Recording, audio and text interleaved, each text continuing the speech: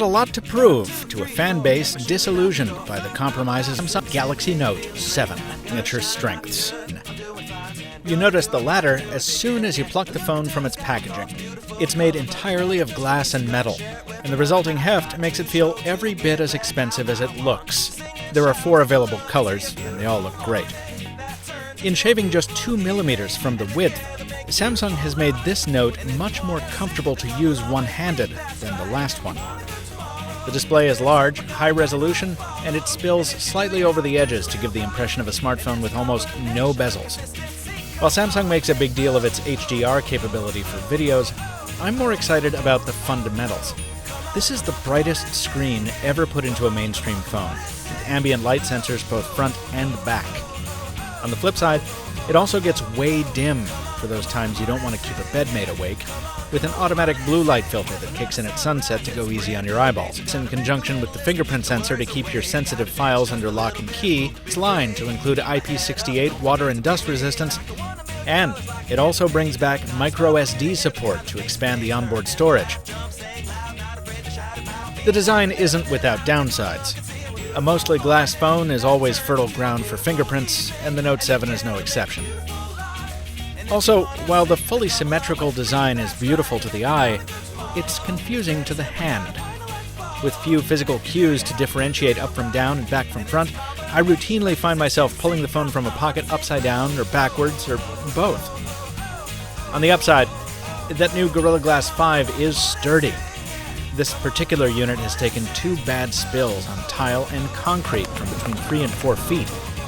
And while it's a little scuffed, it's not shattered. As always, the new Note brings a new stylus. Doodling, writing, and highlighting have all gotten improvements.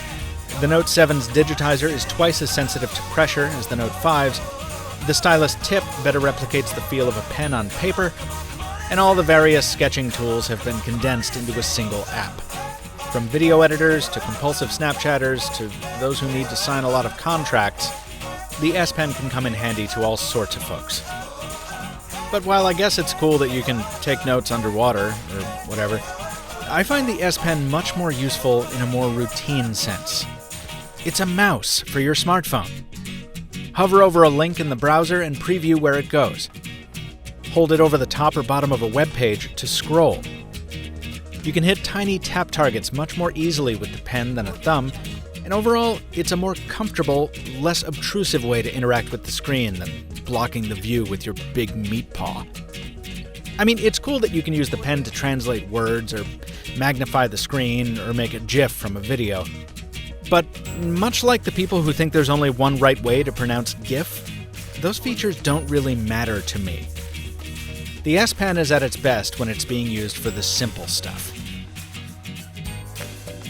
Let's talk software. With the Note 7, Samsung reasserts its interface ideas with something called the Grace UX, an Android skin that you'll either love or loathe, depending on how you feel about the Android platform. If you're a stock lover, of course you won't like this, and you won't like that it's based on Marshmallow instead of Nougat. While Samsung has been pretty prompt with software updates of late, you'll still wait longer for the next version to drop than your Nexus-toting friends. Then there's the look and feel. There's a new paint job, and such a depth of options that it took me longer than usual to settle into the Note 7. Play now supports more notification types. You can run some apps side by side or in Windows if you want to do 2 things at once. And the theme store is back, if you really can't stand that default interface and you want to spruce things up. Oh, and yes, there are a few toys for the curved screen. You get a really cool light show if you get a call or a text when the phone's face down on a table. And you also get edge panels, basically widget docks that you can customize with all manner of news feeds and shortcuts. Personally, I don't find it too useful because it's kind of a pain to deploy. But if you've got a smoother touch than I do, you might find it handy for single-handed situations. If you don't dig it but still want a one-handed shortcut, just triple-click the home button to temporarily shrink the screen. Now, if you double-click that button instead, you'll fire up the Note 7's camera. This is the same module from the Galaxy S7, and if you recall my review of that device,